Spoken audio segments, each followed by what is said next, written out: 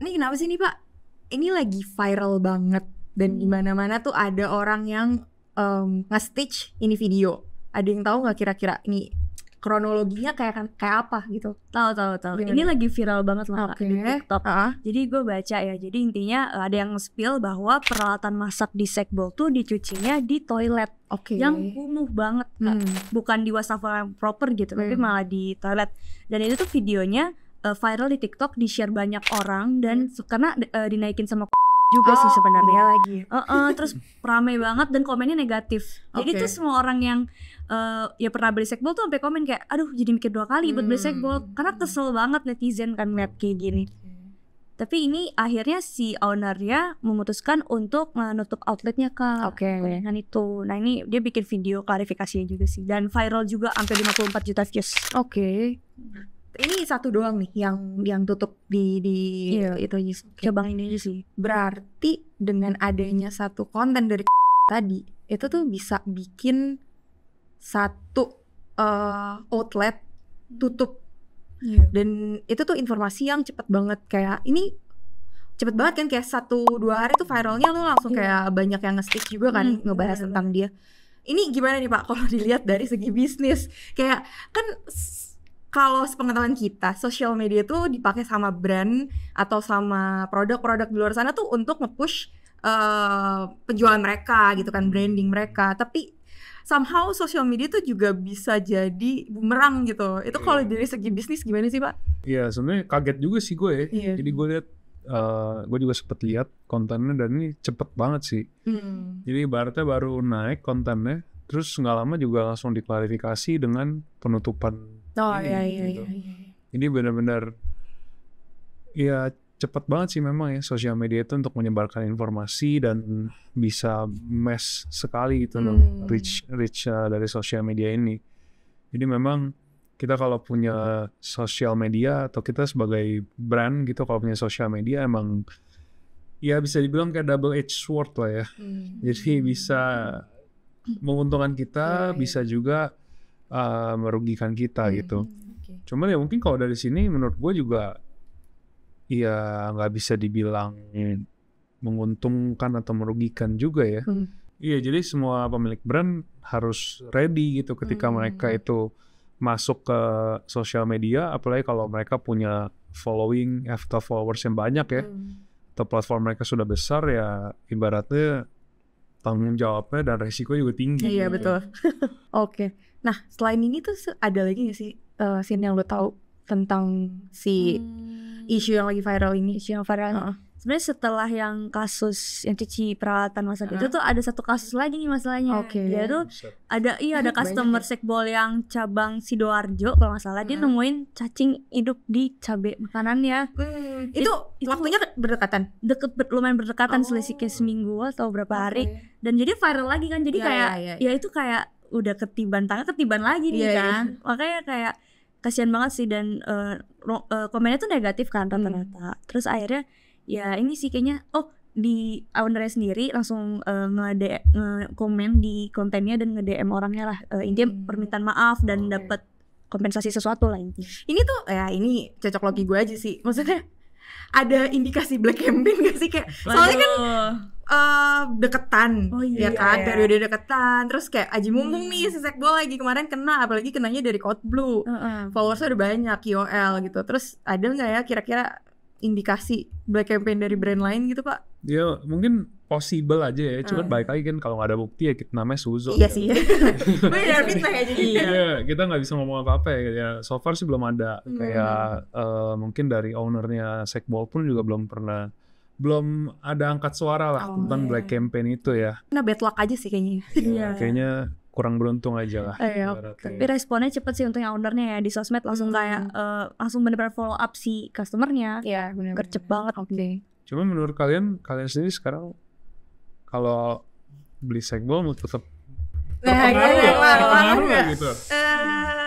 Pasti keinget terus sama video yang tadi itu, video uletnya tuh ya. Ulet juga. Jadi kayak mungkin kalau sekarang ini belum dulu ya. Gak dulu. Mungkin nanti setelah isu ini mereda gitu bisa jadi balik lagi beli.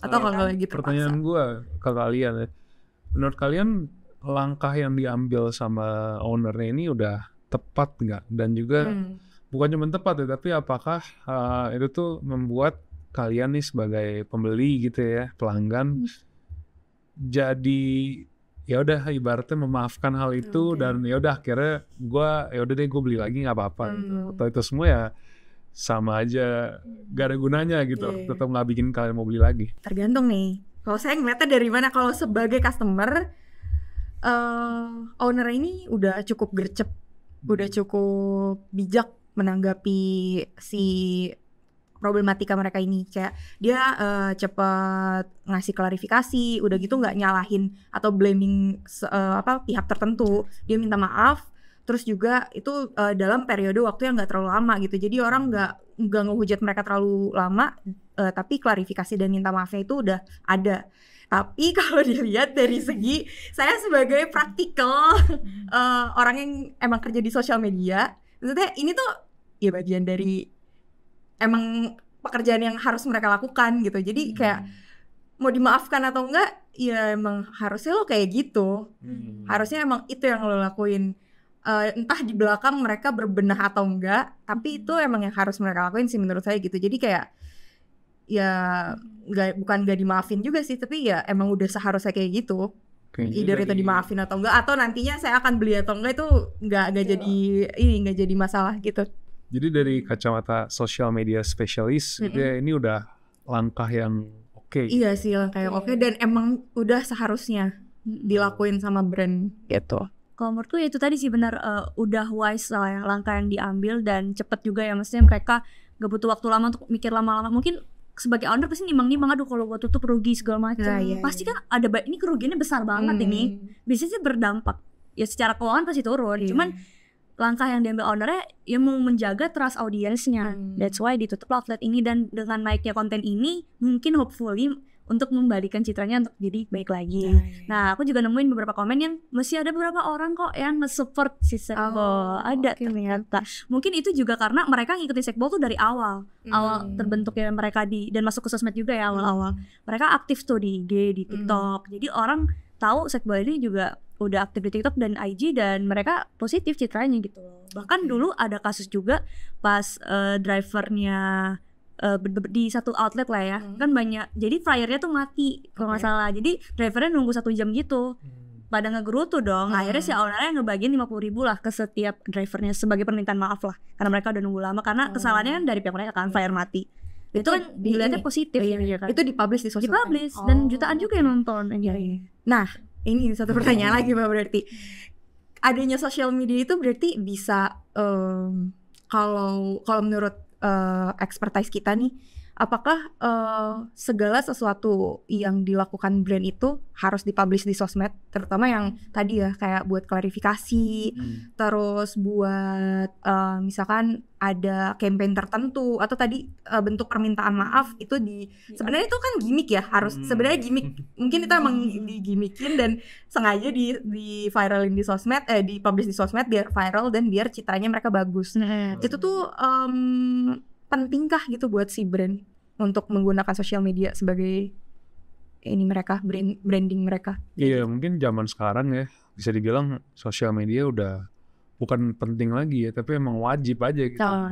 Soalnya kan pasti kan ya semua orang ada di sosial media sekarang. Udah pasti kalau kita punya bisnis, semua orang target audiens kita gitu udah pasti ada di sosial media gitu. Nah, nanti perihal kita branding itu sebenarnya luas ya. Jadi even branding itu sampai ke cara kita nge-treat customer kita, cara kita membalas pesan mereka, cara kita berpakaian misalnya di toko kita, itu udah part of branding lah, sampai ke logo, visual dan lain-lain. Nah, sosial media ini bisa dibilang ya sebagai wadah kita untuk nge-branding gitu loh. Dan sosial media ini powerful karena kita bisa nge-reach target audience kita itu dengan cepat dan juga massive gitu loh. Banyak banget yang bisa kita reach. Jadi kalau brand punya let's say activity offline yang super keren gitu, bagus banget deh pokoknya, tapi kalau nggak di-upload di sosmed tuh kayak percuma ya. Kayak siapa emang sih bakal banyak yang datang, tapi kayak lo bakal dapetin advantage yang lebih luas nge-reach orang lebih luas dengan nge-publish itu di sosial media gitu. Benar banget sih. Jadi ya misalkan gini deh, event lo mau event sebesar apapun yang datang ya mungkin puluhan ribu orang itu udah baik banget ya. Cuman dengan sosial media ya kayak gini aja ini ditonton jutaan orang. Puluhan juta orang. Puluhan juta, 54 juta. Betul. Jadi ini bisa dibilang kayak mengamplify lah lo punya presence gitu loh.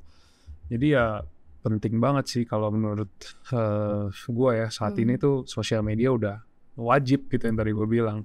Tapi ya mungkin moral of the story-nya yang kita lihat juga once kita udah masuk di sosial media ya kita benar-benar harus punya tim yang expert lah untuk mengelola sosial media itu karena nggak ya bisa bumerang juga meskipun ini sebenarnya gabungan dari PR ya PR juga ya mungkin ada tim PR-nya juga tapi balik lagi platform yang digunakan untuk nge-reach orang yang cepat dan masif itu kan lewat sosial media. Dan satu lagi sih kayaknya ada andil penting juga admin sosial media yang ngebalesin ini komplain-komplain itu juga harus cepet kan. Dan itu juga harus dari maksudnya customer service-nya yang emang harus udah ready buat nge-handle komplain-komplainan customer apalagi kalau lagi ada masalah kayak gini. Betul banget. Kadang-kadang customer service ada yang kayak jawabannya terlalu template gitu juga kita sebagai customer juga kesel kan dengerin jawaban template gitu. Jadi ya itu semua mesti diperhatikan sih sampai down to that detail gitu. Oke. Menarik isu kita kali ini ya, menarik sekali ya.